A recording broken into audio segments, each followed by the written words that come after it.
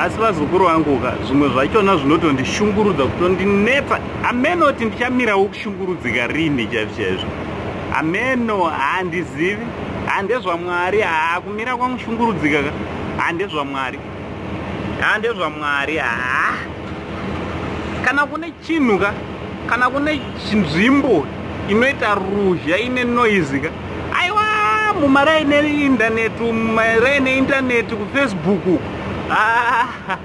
neInstagram aiwa kune noise, aiwa kune noise, aiwa mastreets iwawo kune ruzha vazukuru. Ameno utindala handizive kuti takaita sei.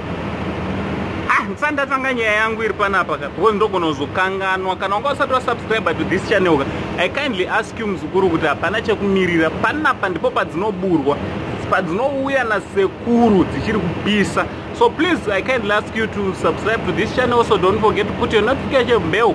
Whenever Uncle Saint pavano upload a new video you will be notified. Also thanks very much kuna vari kulike nekukomenta kuma videos anoramba achipostewa kana kuti achiuploadewa na Uncle Saint.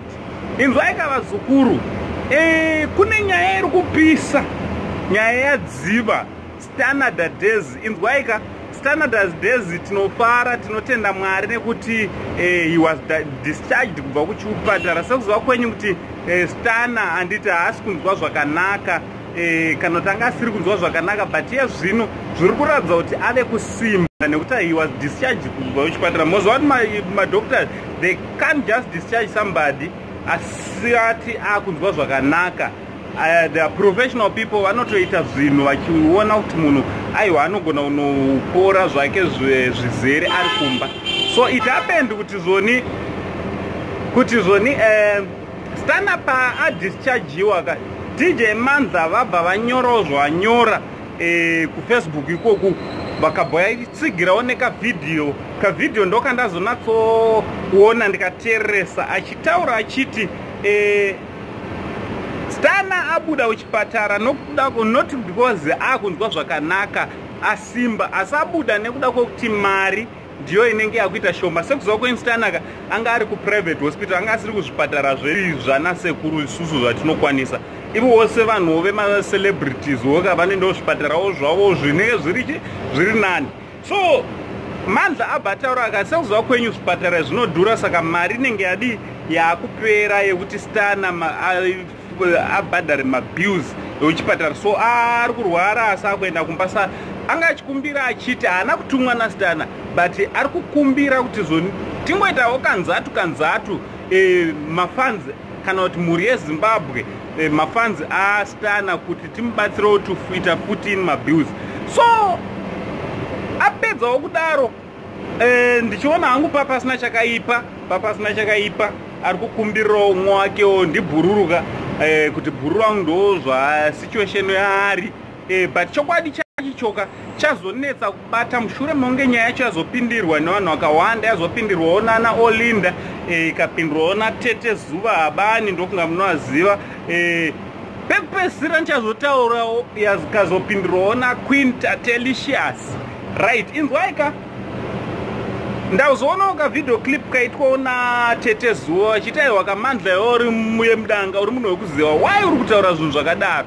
Stana achiti ataura naye, Stana ari bo ende zvekuti mari haana hachisi chokwadi. Mandla why uri kutaura zvinhu zvakadaro, right?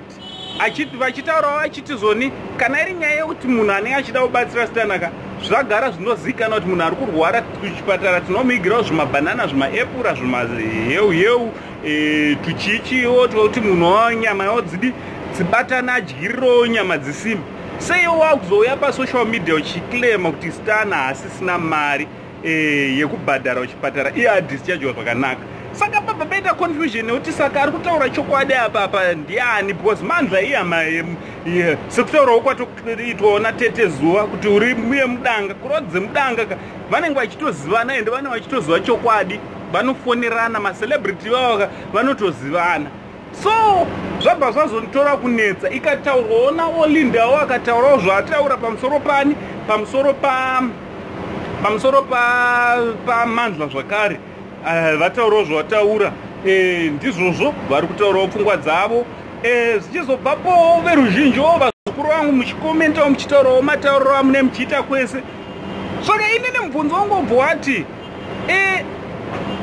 zvanga zvakaipei kuti zoni uyu seshamwari Mandla ataurewo achikumbirawo kubatsirwa kwaStana Pose. Hapana siri kuziva situation yemuZimbabwe yakaoma ende zvinhu zviri kurema.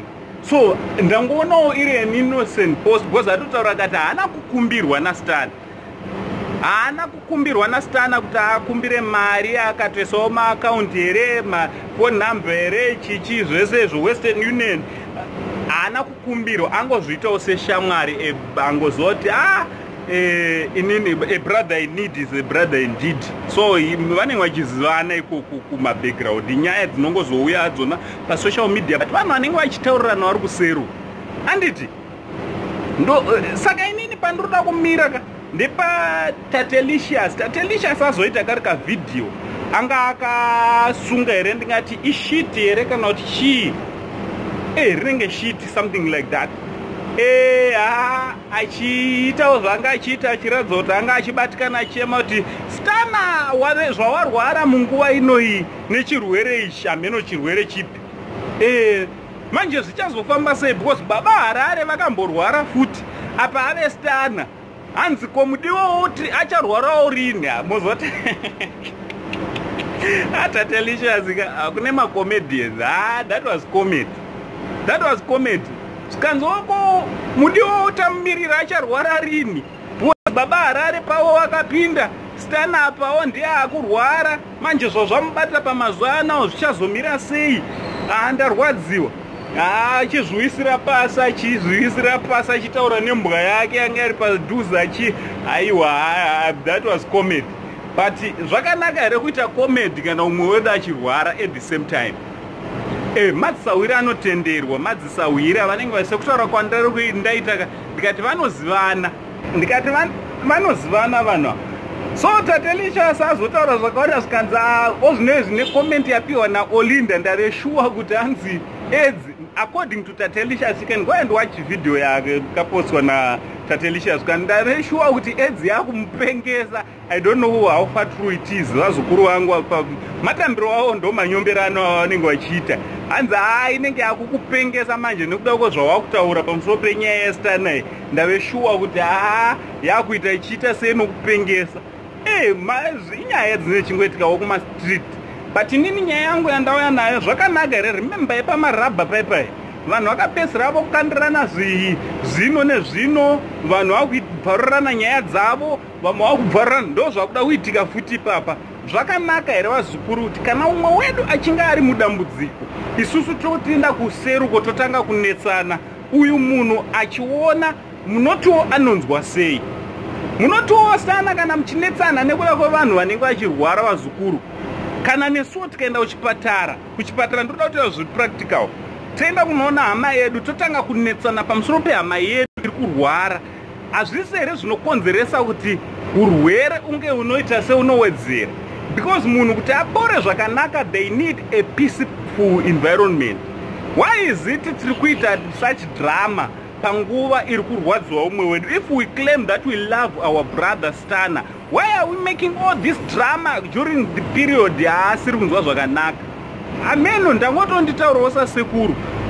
Sasekuru wevanhu kati ndinongouyawo ndotaurawo mafungiro angu handirambidzwe. Hatirambidzwe mafungiro, hatirambidzwe kutaura handiti.